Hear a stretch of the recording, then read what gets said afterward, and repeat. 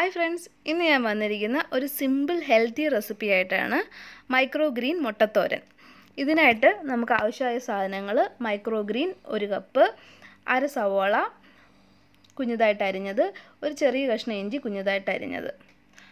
ആദ്യം നമുക്കൊരു പാൻ ചൂടാവാൻ വയ്ക്കാം. അതിലേക്ക് 1 ടേബിൾ സ്പൂൺ എണ്ണ ഒഴിച്ച് കുറച്ച് കടുകിട്ട് പൊട്ടിക്കാം. കടുകൊന്ന് പൊട്ടി വരുമ്പോഴത്തേക്ക് അതിലേക്ക് നമുക്ക് കുഞ്ഞതായിട്ട് അരിഞ്ഞ് വെച്ചേക്കുന്ന ഇഞ്ചിയുടെ കഷ്ണം ഇട്ട് നല്ലപോലെ ഇഞ്ചി മൂപ്പിച്ചെടുക്കാം. അപ്പോൾ ആ ഇഞ്ചി മൂത്ത മണം വരുമ്പോഴത്തേക്ക് നമുക്കതിലേക്ക് അര സവോള കുഞ്ഞതായിട്ട് അരിഞ്ഞത് ചേർത്ത് നല്ലപോലെ വഴറ്റിയെടുക്കാം. ഇതൊരു സിമ്പിൾ റെസിപ്പിയാണ്. മൈക്രോ ഗ്രീൻ വെച്ച് നമുക്ക് വെറൈറ്റി ആയിട്ടുള്ള ഇഷ്ടം പോലെ റെസിപ്പീസ് ഉണ്ടാക്കാം. ഇനി വരുന്ന വീഡിയോസിൽ ഞാനത് ഇൻക്ലൂഡ് ചെയ്യുന്നതായിരിക്കും.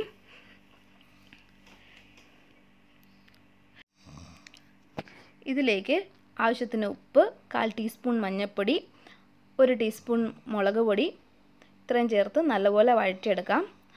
മസാല ഒന്ന് മൂത്ത് വരുമ്പോഴത്തേക്ക് നമുക്കതിലേക്ക് മൈക്രോ ഗ്രീൻ കുഞ്ഞതായിട്ട് അരിഞ്ഞത് ഇടാം.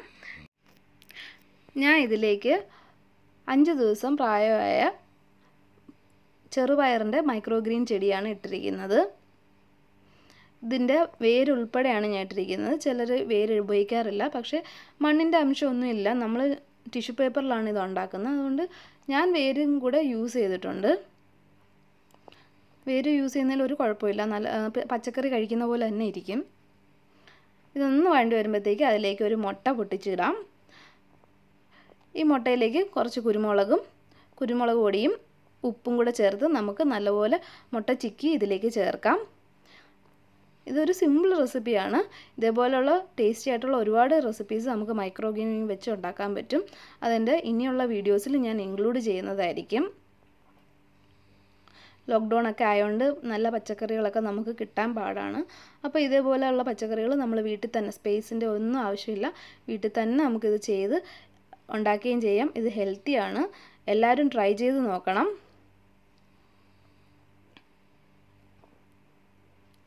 അപ്പോൾ ഈ റെസിപ്പി നിങ്ങൾക്ക് എല്ലാവർക്കും ഇഷ്ടമായെങ്കിൽ ലൈക്ക്, ഷെയർ ചെയ്യുക. നിങ്ങളുടെ അഭിപ്രായങ്ങൾ കമൻറ്റ് ചെയ്യുക.